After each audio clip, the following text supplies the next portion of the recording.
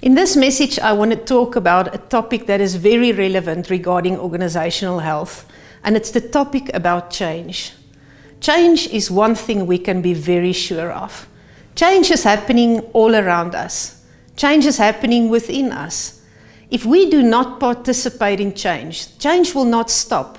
It will carry on without us. So we have to know, how do we deal with change? Because in change, there's an emotional cycle that we all go through.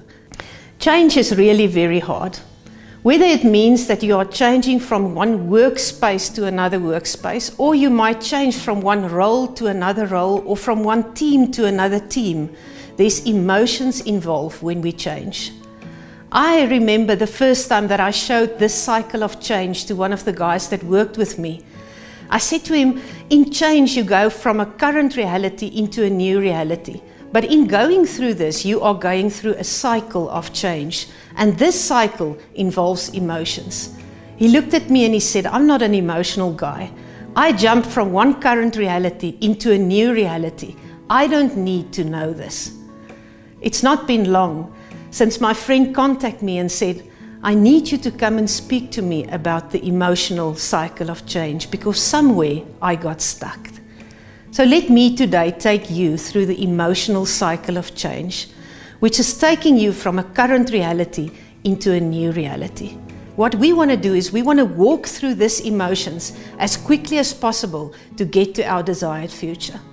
But imagine this, you are in a current environment, in your current reality, where you are totally in control. The next moment, change is happening. The first reaction you have on that change might be total denial. I cannot believe this just happened. The next emotion that you might have is immobilization. I really don't know what to do next. And when you are immobilized, you feel a sense of betrayal. Somebody had to take this decision. I wonder who did this to me. And when that is happening, there's a sense of loss, and you can see you are going downwards in the spiral here.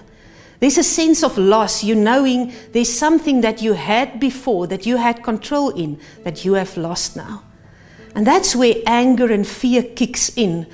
And normal human behavior is we then start resisting the change. When we start resisting the change, there's a reduction in your productivity. That's the moments where you stare at your computer and you know, I've been staring at this computer now for the past hour and I have not done much. The next emotion you might experience is something we call disruption. It's when you become disruptive with the things that you actually say. The power of the words that are coming out of our mouths can cause disruption in an environment which can make our company to be unhealthy within change. So when there's disruption, which I hope that all of us watching this message will not go there, when there's disruption, you actually go to the next emotion. On this downward spiral, there's actually the first choice we make. And that is the choice whether I'm going to continue on this change or am I going to bail out. That's where people resign from an organization. That's where people are saying, I don't want to continue with this marriage. That's where people are saying, I had enough. They bail out. What we would like is that people do not go through that bailout phase, which would mean that you actually go into a phase which we call the valley of despair. That is the place where you are in and it feels like you're in the desert. You are literally, you don't know when this is going to stop. When are we going to get to that desired future? And the valley of despair, the desert time, could take up to 40 years. The choice is yours, how quickly you're going to get out of that. And this is key. This is where we take our second decision. And that is the choice, whether you're going to be a victim and comply to the change that has happened to you, or you're going to make the choice to say, no ways, I'm going to be part of creating a new future. That's where you take action. And the first step of action that we can all take is really to start exploring. When you explore something, you literally look for new ways to do things. You start recognizing new opportunities. The creative juice is starting to flow. And when you are there, there's an increase in your productivity. You start seeing how you are doing things because you are currently seeing a new reality. There's a sense of accomplishment.